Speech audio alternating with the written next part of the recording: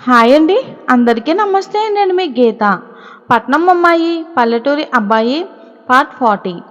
కల్పన వచ్చి రాగానే అందరితో గొడవ పెట్టుకుంటుంది. ఏ ముసలి, ఎక్కడున్నావే? చేసిందంతా చేసి నా జీవితం నాశనం చేసింది. అలాంటిది ఆమె నాకు కనిపించకుండా తిరుగుతుంది. ఏ ముసలి, ఎక్కడ ఉన్నావంటూ పెద్దగా అరుస్తుంది. చిన్న పెద్ద లేకుండా ఎలా పడితే అలా పిలుస్తావేంటి? మీ తాత నీకు సంస్కారం నేర్పించలేదా అంటూ వస్తుంది అనసూయమ్మ. నేర్పించాడు కాబట్టే ఇన్ని రోజులు నీకు రెస్పెక్ట్ ఇచ్చాను. నేను ఇక్కడ లేని సమయం చూసుకుని మా బావకి ఎవరో దారిన పోయి అమ్మాయితో పెళ్లి చేస్తావా? ఎంత ధైర్యమే నీకు అని అంటుంది కల్పన. మాటలు మర్యాదగా రానివ్వు, లేకుంటే ఇంట్లో ఉండనివ్వకుండా బయటికి గెంతేస్తాను. మీ తాతకి ఏం చెప్పుకుంటావో చెప్పుకో, నేనెవరికి భయపడను అంటూ కోపంగా చూస్తుంది అనసూయమ్మ. తన వైపు చూసి మూతి ముడుచుకుంటూ, అత్తయ్య, నాకొక రూమ్ చూపించండి అని అంటుంది. చంద్రం చూపించిన రూంలోకి వెళ్ళిపోతుంది కల్పన. రావడం రావడమే గొడవలతో మొదలుపెట్టింది. ఇక పోను పోను ఇల్లు ఎలా ఉంటుందో అని అనుకుంటారు చంద్రశేఖర్. అమ్మ, ఏంటమ్మా నువ్వు కూడా? తను ఏదో చిన్నపిల్ల కాబట్టి అలా మాట్లాడింది. సర్ది చెప్పాల్సింది పోయి గొడవకు కాలు దూవుతావేంటి అని అంటాడు చంద్రశేఖర్. చిన్నపిల్ల పెళ్లి చేస్తే ఒక ముగ్గురు పిల్లలకు తల్లి అవుతుంది. అది చిన్నపిల్ల. ఎవరితో ఎలా మాట్లాడో కూడా తెలీదు. మొత్తం వాళ్ళ తాతయ్యే చేశాడు. వాడికి ఆరోపణ చేసి దీన్ని చెడగొట్టాడు. చెప్తా, ఇక్కడి నుంచి వెళ్ళేలోపు దీన్ని ఒక దారికి తీసుకుని వస్తాను. అమ్మాయి అంటే ఇలానా ఉండేది అని కోప్పడుతుంది. లోపలికి వెళ్ళిన శశి మనసు రగిలిపోతూ ఉంటుంది. చిన్నప్పటి నుంచి నాతో ఎవరు ఇలా మాట్లాడలేదు, కానీ అదెవరు నాతో ఇలా మాట్లాడడానికి? అసలు దానికి ఎలాంటి రైట్స్ ఉన్నాయి? మీరేంటి, మీరేం మాట్లాడరా? మౌనంగా ఉంటారా? పైనుండి సినిమా చూశారు కదా, ఇప్పుడు చెప్పండి, అమ్మాయి ఎవరు? అమ్మాయికి మీకు సంబంధం ఏంటి అని పైకి లేచి తన కళ్ళలోకి కళ్ళు పెట్టి మరీ అడుగుతుంది శశి. తనని పెళ్లి చేసుకోవాలి అనుకున్నారా? ఓ, అందుకే అన్నమాట. మీకోసం వచ్చేసింది. అదంటే మీకు ఇష్టం అన్నట్లు అనిపిస్తుంది. అందుకే కదా తను నన్ను అన్ని మాటలు అంటున్నా కూడా మీరేమీ మాట్లాడకుండా మౌనంగా ఉన్నారు అంటూ ఏడవడం మొదలు పెడుతుంది శశి. అంతేలేండి, నాకు ఇంట్లో ఎలాంటి అధికారం లేదు. నేనంటే ఎవరికీ ఇష్టం లేదు. అలాంటప్పుడు నన్ను ఎందుకు పెళ్లి చేసుకున్నారు? ఏ హక్కుతోన నా మెడలో తాళి కట్టారు ఏంటి అని అడుగుతుంది శశి. నువ్వేమైనా నన్ను మాట్లాడడానికి అవకాశం ఇచ్చావా? నీకే నువ్వు ఊహించుకుంటే సరిపోదు. అసలు తనంటే నాకు ఎలాంటి అభిప్రాయం లేదు. మీకు ఇంతకు ముందే చెప్పా, అమ్మాయిలకు నేను చాలా దూరంగా ఉంటాను. అలాంటిది నేను తనని ఎలా ప్రేమిస్తాననుకున్నావు? తనంతట తానే వచ్చింది. తనకు తానే ఏదో చెప్పుకుంటూ పోతుంది. అవన్నీ నిజాలు అని నమ్ముతావా అని అంటాడు సురేష్. అయితే తను ఇక్కడ ఉండడం నాకు ఇష్టం లేదు. తనని వెంటనే పంపించేయండి అని అంటుంది శశి. అలా ఎలా పంపిస్తావు చెప్పు? ఇంటికి వచ్చిన వ్యక్తి శత్రువైనా సరే ఆతిథ్యం ఇవ్వడం మన పద్ధతి. కొద్ది రోజులు సైలెంట్గా ఉండు, తనే వెళ్ళిపోతుంది అని అంటాడు సురేష్. అంటే ఏంటి మీ ఉద్దేశం? నన్ను సైలెంట్గా ఉంచి తనకు అధికారం ఇవ్వాలి అనుకుంటున్నారా? అయ్యో రామా, మీ ఆడవాళ్ళతో అసలు ఏం మాట్లాడలేం కదే. నువ్వు ఆడవాళ్ళు అంటున్నారంటే ఎంతమందితో మాట్లాడుతూ ఉంటారు మీరు? నువ్వు పుట్టిన తర్వాత అనుమానం పుట్టిందా? అనుమానం పుట్టాక నువ్వు పుట్టావా? ఒకటే ప్రశ్నలు వేస్తున్నావని అంటాడు సురేష్. ఎందుకు అలా చెప్తున్నారు మరి?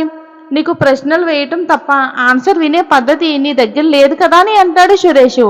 అందుకని నాతో మాట్లాడేలే అంటే నీకు చాలా కష్టం, నాతో ఉండాలి అంటే కష్టం. ఎప్పుడైనా భారీగా నాతో టైం స్పెండ్ చేశారా? ఇదేంటే కొత్తగా మాట్లాడుతున్నావు నువ్వు? అవును, ఎప్పుడో ఎప్పుడో మాట్లాడవలసిన మాట కాస్త లేటుగా అడుగుతున్నాను అంతే. మన ఇద్దరం ఎప్పుడు భార్యాభర్తలుగా ఉన్నాం చెప్పు? ఇప్పుడు కొత్తగా ఉండడానికి? సరే, జరిగిపోయింది ఏదో జరిగిపోయింది. ఇప్పుడు భార్యాభర్తలుగా ఉందాం. ఇదేమైనా అమ్మా నాన్న ఆట అనుకున్నావా? చిన్నప్పుడు ఎప్పుడు పడితే అప్పుడు అమ్మా నాన్న అయిపోయినట్టు మాట్లాడుకోవడానికి? భార్యాభర్తల మధ్య సంబంధం. నాకు ఒక మనసు ఉంటుంది. నాకు ఇష్టం కలగాలి. అప్పుడు మాత్రమే నీకు భర్తగా నేనుంటాను. అంతేలేండి. చిన్నప్పుడు అమ్మ నాన్న ఆట బాగా ఆడుకున్నారు కదా, అప్పుడు ఏ అమ్మాయికైనా భర్తగా మీరు ఉండొచ్చు. ఇప్పుడు కట్టుకున్న భార్యకి భర్తగా ఉండలేను అంటున్నారు. ఇక నేను ఇక్కడ ఉంటాను అనుకుంటున్నారా? నేను ఇక్కడ ఉండను, వెళ్ళిపోతాను మా ఇంటికి అని వెళ్ళిపోబోతుంది. అంటే నన్ను ఆపే ప్రయత్నం కూడా మీరు చెయ్యట్లేదు. అంటే మీ ఉద్దేశం ఏంటి? నన్ను వెళ్ళిపోమనే కదా? ఇండైరెక్ట్గా చెప్పినట్లే కదా? అబ్బా, ఏంటి పొద్దు పొద్దున్నే ఈ గోల? మనశ్శాంతి లేకుండా ఉంటుంది. అవును, నాతో ఉంటే మీకు మనశ్శాంతి ఉండదు. వచ్చిందిగా తనతో ఉండండి, మీకు ప్రశాంత మనశ్శాంతి అన్నీ దొరుకుతాయి అని కసిపుసాడుతూ ఉంటుంది శశి. ఇప్పుడేంటి నీ గోల? తనని ఇంట్లో నుంచి పంపించేయాలి. అంతే కదా, సరే తన్ని ఇంట్లో నుంచి పంపించేస్తాను, నీ టార్చర్ నాకు తగ్గిపోతుంది అని అనుకుంటూ కిందికి వస్తాడు సురేష్. తనతో పాటు శశి కూడా వస్తుంది. ఎందుకంటే పంపించేటప్పుడు చూసి సంతోషించడానికి. అలా కిందికి రావడమే ఆలస్యం. సురేష్ని చూసి పరిగెడుతూ వచ్చి బావా అంటూ హగ్ చేసుకుంటుంది కల్పన. ఏంటి బావా ఇలా చిక్కిపోయావు, నా మీద బెంగ, సరిగ్గా తినడం లేదా అంటూ తన బుగ్గ మీద ముద్దు పెడుతుంది కల్పన. ఆశ్చర్యంగా చూస్తూ ఉంటుంది శశి. కిందికి వచ్చింది ఎందుకు?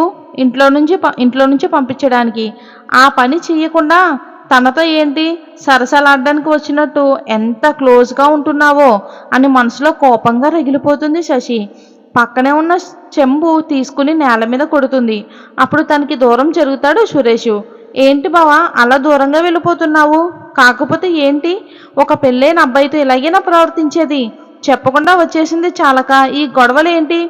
ఏంటి బావా నువ్వు కూడా మారిపోయావా? నన్ను తిట్టడం మొదలుపెట్టావు అంటే మీ నానమ్మని తిట్టానని అంత కోపం వచ్చింది కదా? నువ్వు నాకు కాకుండా పోతే నాకెంత కోపం రావాలి? చూసావా, ఇలాంటి అమ్మాయిని పెళ్లి చేసుకుని ఎలా సంతోషంగా ఉంటావు బావా? ముందు వెంటనే తనకి డైవర్స్ ఇచ్చేసేయ్, ఇక్కడి నుంచి పంపించేసేయ్. తర్వాత మనిద్దరం హ్యాపీగా పెళ్లి చేసుకుందామని తన చెయ్యి పట్టుకుని తన గదిలోకి తీసుకెళ్లే ప్రయత్నం చేస్తుంది కల్పన. నాకు పైన ఏం చెప్పారు? మీరు తన ఇంట్లోంచి పంపించేయడానికే కదా, లేక తనతో సరసాలాడడానికి వచ్చారా అంటూ తన చెయ్యి పట్టుకుని లాగుతుంది శశి. అటువైపు అమ్మాయి, ఇటువైపు తిను ఇద్దరు పోటీగా చేతులు లాగడం మొదలుపెట్టారు. ఎటువైపు మాట్లాడాలో అర్థం కాక మౌనంగా ఉంటాడు సురేష్. అనుకుంటూనే ఉన్నాను గొడవలు మొదలవుతాయి అని, కానీ ఇంత తొందరగా మొదలవుతాయని అనుకోలేదు. ఇప్పుడు వీడి పరిస్థితి ఏంటో అనుకుని ఆలోచిస్తూ ఉంటుంది అనసూయమ్మ. వదలండి, పొద్దున్నే మీ గోల్ ఏంటంటూ వాళ్ళిద్దరి చేతులు గట్టిగా విదిలించుకుని బయటికి వెళ్ళిపోతాడు సురేష్. ఏంటి, నన్ను బయటికి పంపించడానికి ప్లాన్ చేసి బావ కూడా కిందకు వచ్చావా? అది ఎప్పటికీ జరగదు. ఇంట్లో ఉండాల్సింది నేను, బయటికి పోవాల్సింది నువ్వు. ఇదే జరిగేది గుర్తుపెట్టుకో అని కోపంగా వెళ్ళిపోతుంది కల్పన. శశి కూడా అనసూయమ్మ వైపు ఇంకా కోపంగా చూసి వెళ్ళిపోతుంది శశి. అలా వెళ్ళిపోయిన తను పెరట్లో కూర్చుని ఆ వేప చెట్టు వైపు చూస్తూ ఆలోచిస్తూ ఉంటుంది. బామ్మగారు వెళ్ళి తన పక్కన కూర్చుంటారు. ఆవిడ వైపు చూసి చూడనట్లుగా ముఖం తిప్పుకుంటుంది శశి. ఏమైంది మనవరాలా, అంత కోపంగా ఉన్నావు అని అంటుంది అనసూయమ్మ. అన్నీ తెలిసి కూడా ఏంటమ్మమ్మ అలా అడుగుతావు, అంత కోపంగా ఉన్నావని అని అంటుంది శశి. ఎవరో అమ్మాయి ఇంట్లోకి వచ్చింది, తనని ఇంట్లో నుంచి పంపించేయకుండా ఇంట్లో కూర్చోబెట్టారు.